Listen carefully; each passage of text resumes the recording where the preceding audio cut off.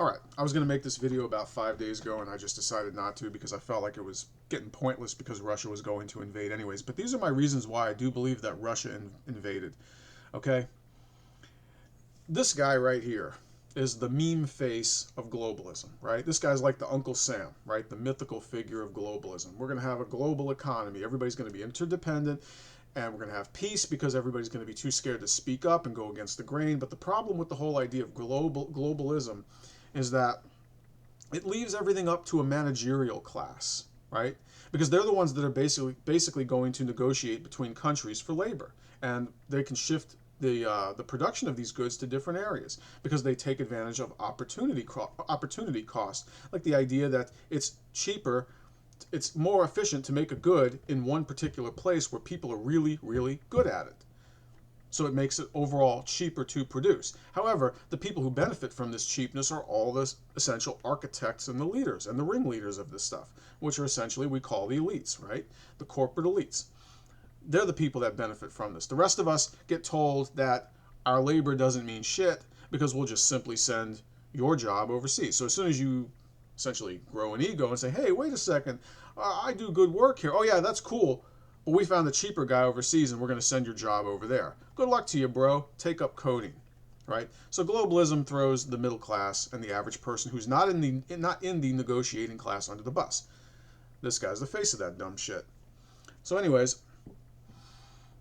basically that threatens communism, right? That threatens communist nations to say, hey, we got an idea. We're going to throw your middle class under the fucking bus. And for the longest period of time, it seems like Putin and all these people were totally engaged in this oligarchic capitalism indulgence kind of deal, like you see like Putin's palaces. I think it's all bullshit. I think the reality is Lukashenko is still hardcore communist. Putin is still a hardcore communist. None of these guys got reformed into greed is good. I don't think so.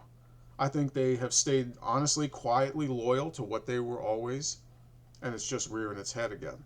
So the fact that this whole globalism is threatening their people and their ideology, their fundamental ideology that they've defended militarily for years, no, they're not going to flip. They're not going to flip. They're not all of a sudden going to come out and say, oh, I discovered hookers and cocaine, before I took office in 2000, and yeah, I don't know what I was thinking with this communist crap, Putin's not going to do that. That guy is definitely hard-headed. He is definitely stuck in his ways. And so is Lukashenko. Those guys aren't going back. As a matter of fact, a lot of these communist leaders, too, a lot of people don't know this, they're still scattered around Europe. And they still hold power to this day as prime ministers and other things inside of many countries inside of Eastern Europe. So you can expect some of those countries to flip, too, once this whole thing gains momentum. So, no.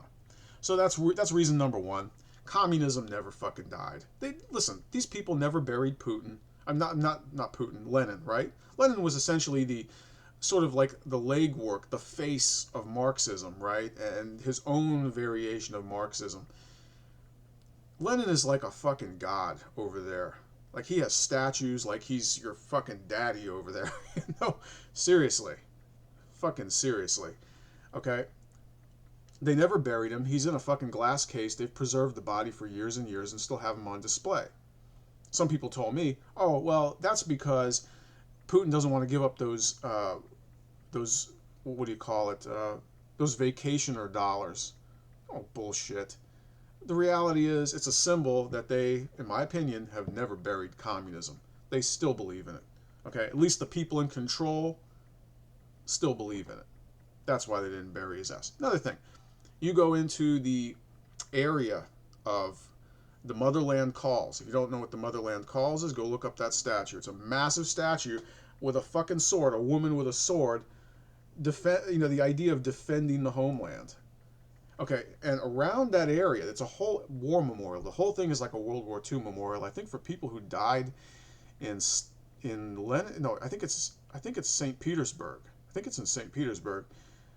Anyways. I think Stalingrad is what is now St. Petersburg. So the idea is this was a World War II memorial. They still have Lenin's face on the outside of the wall. Okay, you walk up steps in that area. I've seen a video of this, right? You walk up certain steps to this memorial, right? They have CCCP on the fucking steps to this day. Okay?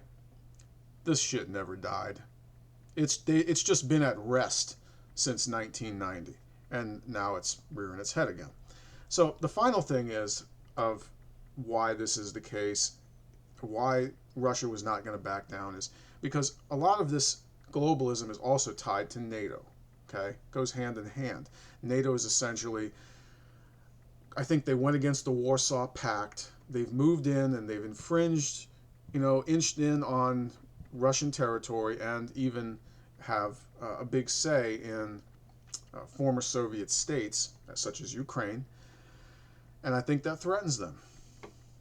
It militarily threatens them, right? It's kind of like how we had the Cuban Missile Crisis here, right? We had missiles, Russian missiles, supposedly in Cuba, right off the coast. And obviously we just didn't sit back and do nothing and say, oh, that's cool, So Putin's doing the same thing. He's trying to ensure that militarily that his country will maintain its sovereignty and not be infringed upon.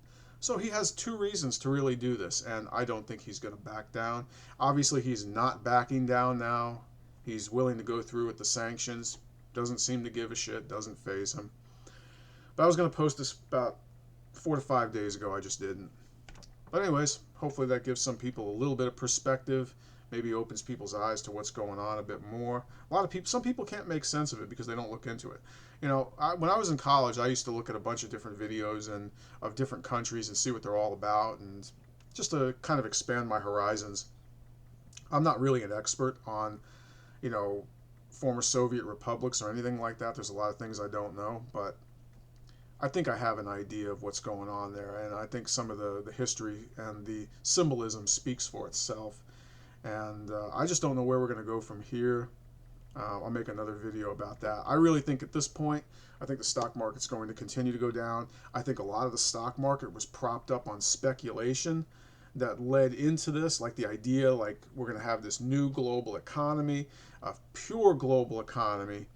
And I think with Putin essentially fighting back, I think that shit's going up in smoke. So you see the Dow dropping, all those indexes are dropping. And I think they're going to continue to drop until they level off about where they would be had they not had this speculation of globalism's going to take over. Amazon's going to be the national distribution company or the global distribution company. Keep in mind, there's a lot of countries that don't allow Amazon in. I think Russia's one of them. As a matter of fact, there was rumors that Russia was considering even banning Apple in their country. I don't know all of this stuff, but that's to the best of my knowledge. But there's quite a few places that Amazon does not deliver to. I can't remember. I thought Germany might have been one of them as well. But whatever the case may be, that's the video, 8 minutes in. And that's all. Later.